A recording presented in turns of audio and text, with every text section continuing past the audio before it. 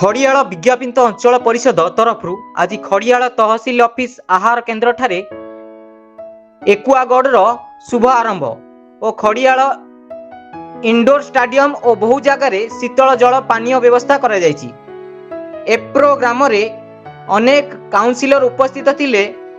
Sunil Sahu, Ritesh Patnaik, Chandan Sahu, NSC office staff, Ijara Tandi, Raj Sahu, Akash Sindoor Patel और सब register office और रजिस्टर ऑफिस रु माझी सार, संजय नायक सार, वकील ओसर मोहम्मद, स्वेच्छासेवी हेमंत मनोहर उपस्थित रही।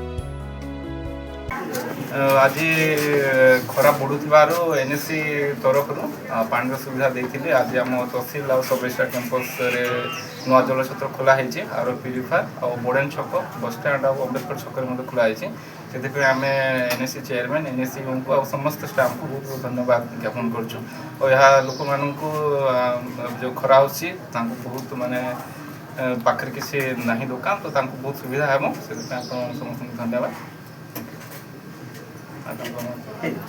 नुआपड़ारू चंदन साहू का report, black and news Odia.